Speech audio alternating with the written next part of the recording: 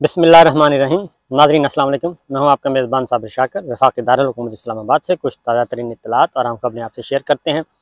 मौसम बहुत अच्छा है, मौसम बल्कि खुशगवार है, ना सर्दी है ना गर्मी है, हल्की हल्की हवा भी चल रही है, सूरज निकल रहा है, आबोताब के साथ चमक रहा है। मौसम ख़ज़ां जो है वो ख़त्म हो चुकी है, मौसम बहार की आमद है, पतझड़ का मौसम ख़त्म और अब लहलहाते हुए आपको दरख्त नज़र आएंगे, दरख्त पे पत्ते नज़र आएंगे, फूल खिलेंगे, सब कुछ बहारें आएंगी। और ये बहारें जो हैं वो उम्मीद है कि पाकिस्तान के सियासी मंजरनामे पे भी आएंगी, पाकिस्तान के अवाम पे भी आएंगी, क्योंकि मौसम ख़ज़ां जो है उसने ख़त्म होना ही होता है। और मौसम ख़ज़ां एक वक्त तो ऐसा होता है मौसम ख़ज़ां में कि हर चीज़ जो है वो बड़े खूबसूरत पत्ते होते हैं, फल होते हैं, सब्जियाँ, फसलें सारी की सारी चहचहाते हुए खेत होते हैं वो भी मुरझा जाते हैं, बर्फ़ पड़ती है, कोहरा पड़ता है और पत्ते सब झड़ जाते हैं, दरख्त टुंड मुंड नज़र आते हैं और हर चीज़, और ऐसे लगता है कि बहुत सी ज़िंदगी आवाज़ार हो गई है और आँखें तरस जाएंगी। लेकिन फिर इसमें तूफ़ानी बारिशें भी होती हैं, बर्फ़बारी भी होती है, हर तरह के तूफ़ान आते हैं, लेकिन बिल आखिर मौसम बहार ने आना होता है। और मौसम बहार जब आती है तो फिर उसमें पूरा मुआशरा जो है उससे इस्तेफ़ादा करता है। ऐसा नहीं होता कि जो मौसम ख़ज़ां के लाने वाले हैं वो उससे पीछे रह जाते हैं, नहीं, उनको भी मज़ा आता है, वो भी एंजॉय करते हैं। उसकी रीज़न ये है कि पाकिस्तान का जो मौसम ख़ज़ां है वो इस वक्त बदतरीन कैफियत की तरफ बढ़ रहा है और बल्कि मैं तो कहूँगा कि वो बिल्कुल आ चुका है, एक्सट्रीम पे आ चुका है। उसका जो नुक्ता है वो बिल्कुल आखिरी सतह पे पहुँच चुका है और लोगों की जो क़ुव्वत बर्दाश्त है वो भी ख़त्म होती जा रही है। उसकी रीज़न ये है कि कुछ अदाद व शुमार मैं आपके सामने रखता हूँ, फिर उसके बाद आता हूँ कि आखिर ये माजरा क्या है। शहीद अरशद शरीफ के मामले में भी एक अहम डेवलपमेंट हुई है कि दो जो मुल्ज़मान हैं उनको इश्तिहारी करार दे दिया गया है। FIA ने जो दो खुर्रम और वक़ार जो दो भाई थे जिनके यहाँ वो मुकीम थे, शहीद अरशद, और उनको इश्तिहारी करार दे दिया गया है और GIT का FIA इंटरपोल से रब्ता भी हो गया है। FIA ने इंटरपोल हेडक्वार्टर को ख़त भी लिख दिया है और इस तरीके से ख़त दोनों मुल्ज़मान के रेड वारंट जारी करने की इस्तदा की गई है और ख़त के साथ दोनों मुल्ज़मान के इश्तिहार भी साथ लगाए गए हैं। ये एक डेवलपमेंट हुई है, इब्तदा ही सही लेकिन हुई है। और क्योंकि सुप्रीम कोर्ट में केस था और सुप्रीम कोर्ट में काफ़ी सख्त रिमार्क्स आए ऑनरेबल जजेस के और उन्होंने लताड़ा है बल्कि कहना चाहिए और कहा है कि हमें बेवकूफ़ मत बनाएं, बल्कि तहकीकात करें और तहकीकात करके जो कातिल हैं उन तक पहुँचें और सुराग लगाएं और उनको कटहरे पे लाएं, तहकीकात तफ्तीश मुकम्मल करें। ये सब कुछ हुआ। अब उसमें जो मैं कहता हूँ मौसम ख़ज़ां जो है वो अपने उरूज पे पहुँची हुई है और बिल्कुल एक जबर का आलम है सियासी मंजरनामे पे। और शौकत तरीन साहब पे भी दफ़ा 124 और 505 के तहत मुकदमा दर्ज कर लिया गया है और उन पे भी एक टेलीफोन कॉल पे उनको भी जनाब उन पे भी सारा कुछ आयद किया जा रहा है। और अब आते हैं ज़र मुबादला के ज़खायर। पाकिस्तान में ज़र मुबादला के ज़खायर 31 माह की कम तरीन सतह पे आ गए हैं, यानी कि 3.5 साल में जो कम तरीन सतह है वो उस पे आ गए हैं हमारे ज़र मुबादला के ज़खायर। और ज़र मुबादला के ज़खायर हैं सिर्फ 1 अरब और 90 करोड़ डॉलर रह गए हैं, यानी 2 अरब से भी नीचे गिर गए हैं। 1 अरब 90 करोड़ डॉलर पे आ गए हैं ज़र मुबादला के ज़खायर और ऐसी बुरी हालत पहले कभी भी नहीं देखी हमने। और ख़ास तौर पे ज़र मुबादला के ज़खायर तो गिरते ही रहते थे, ऊपर नीचे आते रहते हैं, लेकिन जो महंगाई और जो महंगाई की इंतहा है वो कोई पुरसाने हाल नहीं है। Rate of state, rate of government ख़त्म हो चुकी है। आज आपने देखा होगा कि मुर्गी का गोश्त 500-600 रुपये फ़ी किलो तक पहुंच गया और कोई पूछने वाला नहीं। जो सबसे ख़तरनाक बात मैं बार बार कहता हूँ वो है खौफ ख़त्म होता जा रहा है। Rate of the government, rate of the state ख़त्म हो रही है और हमारे इदारे जो हैं, और इदारे बड़े बड़े इदारे, खा वो जमहूरी इदारे हैं, गैर जमहूरी इदारे हैं, सब के सब इदारे जो हैं वो भी टूट रहे हैं, टूट फूट का शिकार हैं।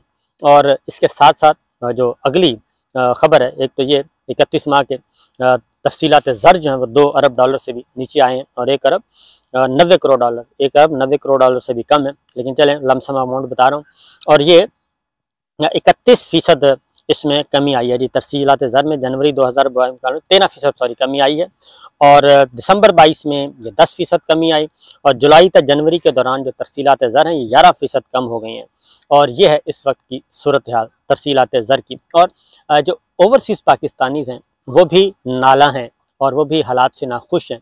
और वो जो भेजते होते थे तकरीबन 3 अरब डॉलर भेजते थे अपने बैंकों के थ्रू, बैंकिंग चैनल से, तो वो भी अब कम हो गए हैं और वो भी अब नहीं भेज रहे। उसकी वजह यह है कि पिछले डार साहब ने जो हालात किए पैदा और डॉलर रुपये को बेकदर किया और इंटर बैंक में डॉलर का रेट कुछ और मार्केट का रेट और 40-50 रुपये का फ़र्क हो गया। तो अब जो पाकिस्तानी है, ओवरसीज़ पाकिस्तानी, वो भी अब बैंकिंग चैनल से पैसे नहीं भेज रहे हैं, वो भी अब हवाले और हुंडी और प्राइवेट चैनल से भेजते हैं, क्योंकि उनको मार्केट रेट के मुताबिक अपने प्यारों को पैसे चाहिए। और ये भी एक हो चुका है। और दूसरा, एतबार नहीं है, गैर यकीनी की सूरत हाल है कि हम क्या करेंगे। तो ये भी मौसम ख़ज़ां की एक बदतरीन सूरत हाल है। फिर ज़रई मुल्क है, हम पाकिस्तान एक ज़रई मुल्क है, और ज़रई मुल्क के होते हुए आप ये देखें कि पाकिस्तान ने जुलाई से जनवरी, ये पिछले 6 माह में, ये जो हमारी मरासला सरकार है, पिछले 6 माह में सिर्फ ज़रई अजनास जो हैं वो 6 अरब डॉलर की ग़िज़ाई अशिया हमने बाहर से मंगवाई हैं। और ये मेरी और आपकी और अपोजिशन की खबर नहीं है, बल्कि ये इदारा शुमारियात गवर्नमेंट ऑफ पाकिस्तान के इदारे की खबर है कि सिर्फ जनवरी में ग़िज़ाई अजनास की दरामदात जो हैं जी, जो इम्पोर्ट की गई हैं, वो 1 अरब डॉलर का इजाफा हुआ है, सिर्फ 1 अरब डॉलर का इजाफा हुआ है। और उसकी रीज़न क्या है? उसकी रीज़न ये है कि हमने अपने मुल्क में किसानों को भी बदहाल कर दिया है और किसानों को हम कोई सहूलत देने के लिए तैयार नहीं है।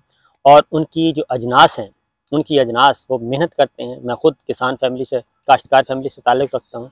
6 माह वो मेहनत करते हैं। 6 माह के बाद जब उनकी फसल आती है, दिन रात वो मेहनत करते हैं। जब उनकी फसल आती है तो कोई ख़रीदार नहीं मिलता और उनसे औने पौने दामों ख़रीदी जाती है।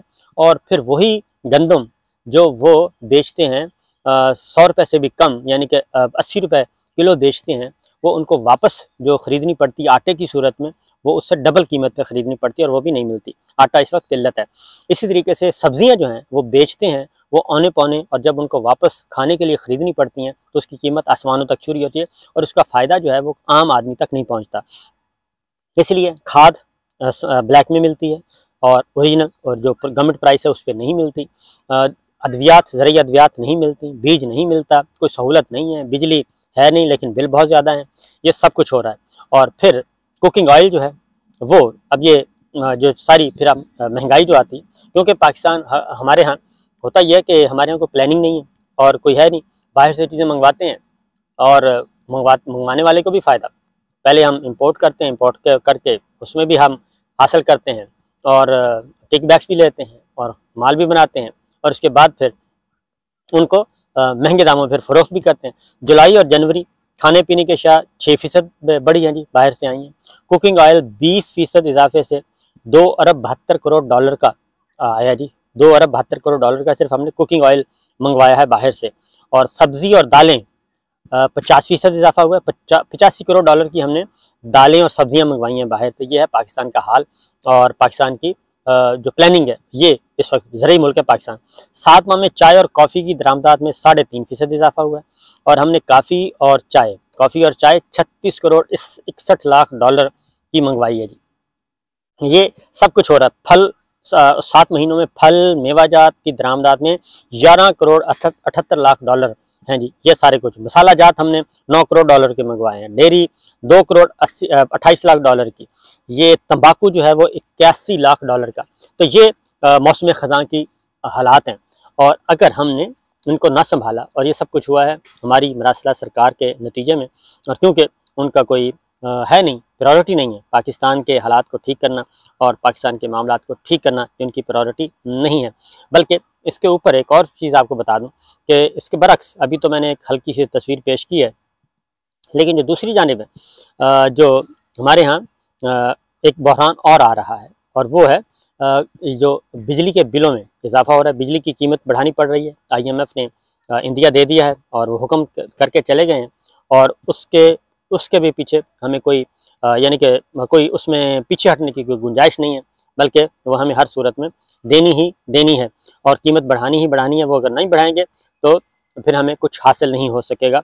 वो बिजली सार्फिन 76 अरब रुपए का इजाफी जो है वो टैक्स है वो इजाफी वसूल करने की मंजूरी दे दी है जी बिजली सार्फिन से। और ये पिछले अरसे के दौरान किए जाएंगे। वफाकी काबीना ने ये सर्कुलेशन समरी के ज़रिए ये मंजूरी दी है और चूँकि IMF हुक्म करके गया है, और अगर ये काम ना किया तो IMF आपको पैसे नहीं देगा और आपको जायज़ा मिशन जो गया है वो ओके की रिपोर्ट नहीं देगा, और जब तक नहीं देगा तो आपको कुछ मिलेगा नहीं। 3 रुपये 40 पैसे फ़ी यूनिट इजाफी सरचार्ज लगेगा जी, और ये 3 रुपये 82 पैसे फिर हो जाएगा आगे बढ़ता बढ़ता, और इस तरीके से 76 अरब रुपया हम गवर्नमेंट जो है वो हमसे वसूल करेगी, और वसूल करके फिर आगे IMF को खुश करेगी, क्योंकि IMF की ये शर्त है, इसके अलावा कुछ है नहीं। अभी हुकूमत के पास बजाय इसके कि हुकूमत इस सिलसिले में कोई अपने इक़दामात करे और बेहतर प्लानिंग करे, प्लानिंग नहीं की इसमें, बाकी अपनी सारी प्लानिंग उन्होंने की है पिछले 9-10 महीनों में।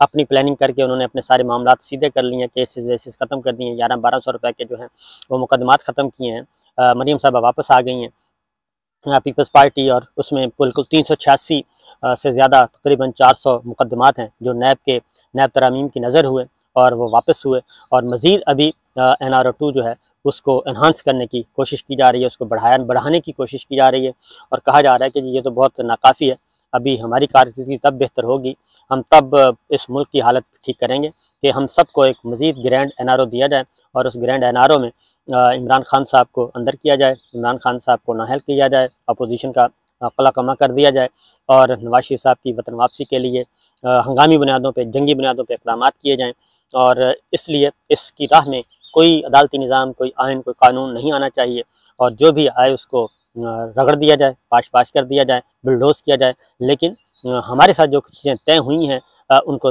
कर दिया जाए, आगे बढ़ाया जाए। लेकिन मेरे पास जो इत्तलात हैं वो ये है कि जी ये सब कुछ फिर इनके लिए थोड़ी करना है, और ये अगर चीज़ें इसी तरीके से वर्स्ट होती गई और इसमें कोई बेहतरी ना आई तो फिर आइन और कानून एक तरफ रह जाएगा।